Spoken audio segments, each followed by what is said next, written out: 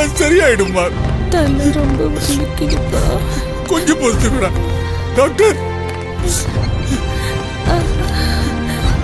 கொஞ்சம் பொறுத்துக்கோம்மா டாக்டர்.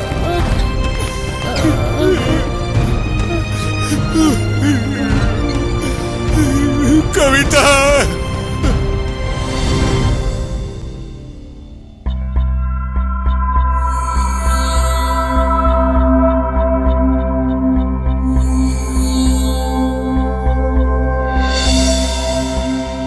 கவலைப்படாதீங்க, உங்க பிள்ளை பொழைச்சாச்சு. இன்னும் கொஞ்ச நேரத்துல ஐசியூ வார்டு கொண்டு வந்துருவாங்க, நீங்க போய் பாருங்க.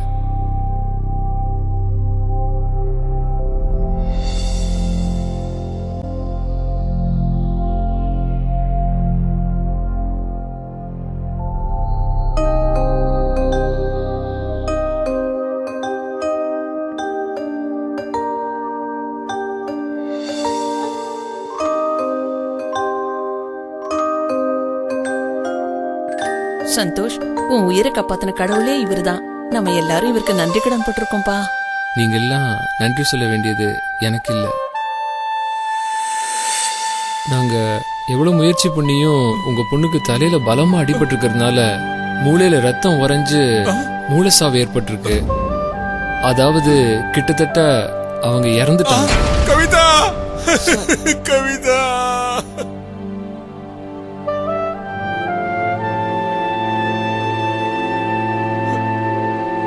சார், உங்க பொண்ணு இறந்ததுக்கு ரொம்ப வருத்தப்படும் சார்.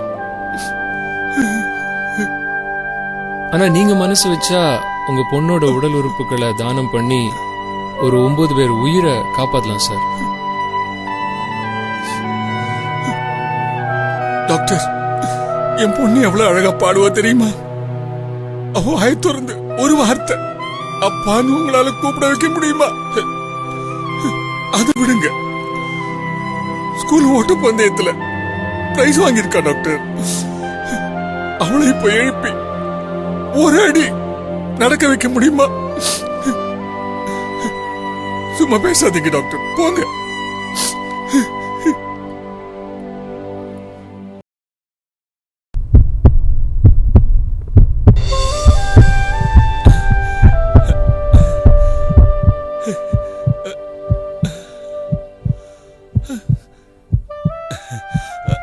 இப்ப நீங்க கேக்குறீங்களே, அது உங்க பொண்ணோட இதய துடிப்பு தான். அப்ப நீங்க கேட்ட மாதிரி உங்க பொண்ணை எழுந்து நடக்க வைக்க முடியுமா, பேச வைக்க முடியுமானா அது முடியாது.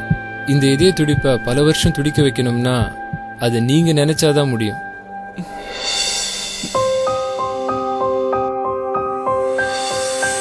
நீங்க நன்றி சொல்ல வேண்டியது அந்த கவிதாக்கு தான்.